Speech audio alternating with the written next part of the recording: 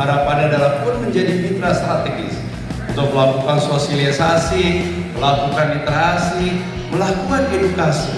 Yang lebih penting adalah juga melakukan keteladanan. Dimulai dari sesuatu yang sederhana. Bagaimana hari ini kita cinta dengan Kota Bekasi untuk kita mengurangi sampah plastik. Harus ada revolusi. Bagaimana hari ini kita memandang terhadap sampah.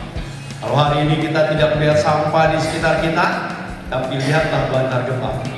Ada kandungan ya, jutaan sampah yang kemudian menumpuk di sana. Tingginya 16 lantai. Jadi kalau ditumpuk di Barto ya, jadi Arnoldus ya sudah tenggelam Arnoldusnya. Oleh karena itu kita harus melihat ya, bahwa ini adalah satu hal yang kita hadapi hari ini. Terima kasih Romo, monggo. Ya, panggilnya Romo doanya. Ya.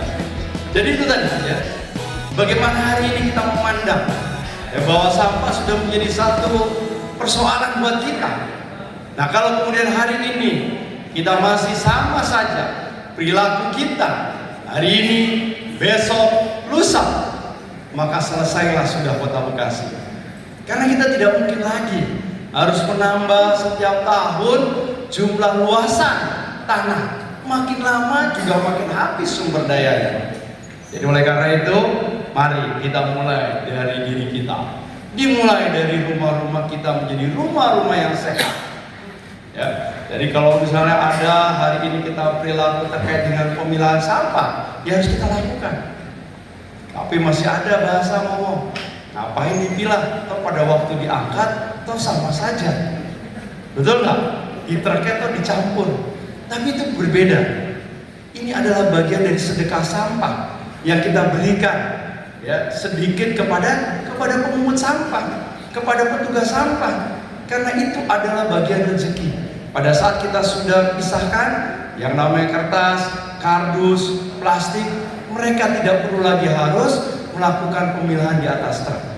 Itulah bagian dari nilai kebaikan.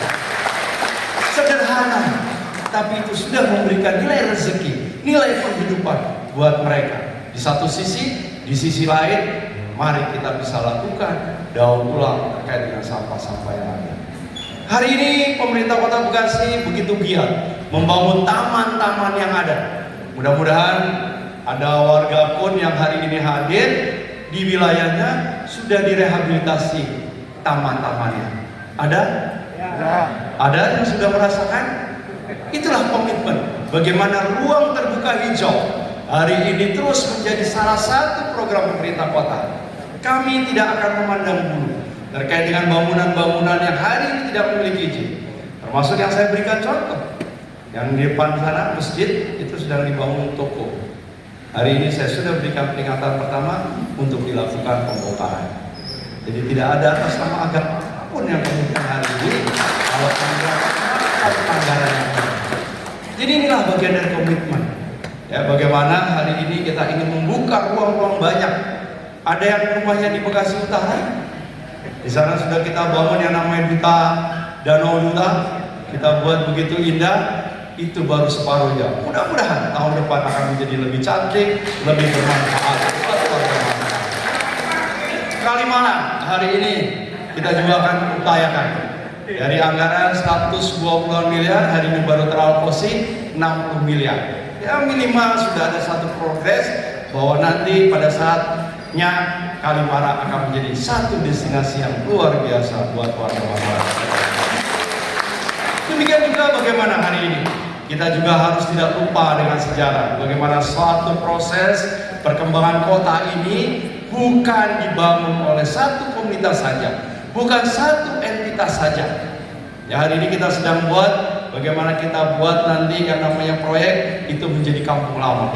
Kita akan bikin gapura, ya supaya apa? Supaya mengingatkan bahwa etnis Cina pun memiliki kontribusi membangun dan membuat kota ini menjadi.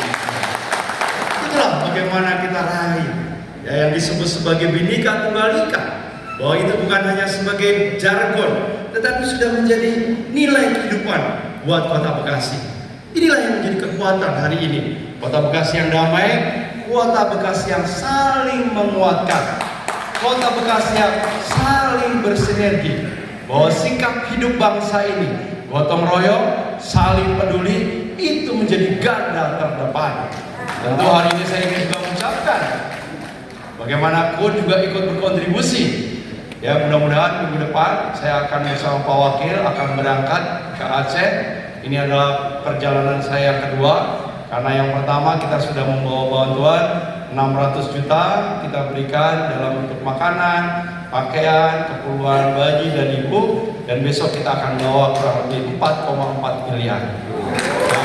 Kita kemarin sudah bicara ya, dengan Bupati Tamiang, ya beliau kira-kira mau dibuatin apa, dibangunin apa buat warga Kota Bekasi, dari Kota Bekasi. Beliau pengen dibuat satu gedung disebut sebagai rehabilitasi medis psikologi. Ya, jadi mudah-mudahan kalau gedungnya jadi, nanti Mbak Maria yang mengisi karena beliau sarjana psikologi. Ya, bukan hanya gedungnya, tapi sak guru-gurunya. Mudah-mudahan kelihatannya nanti Mbak Maria 3 bulan lah di sana gitu ya.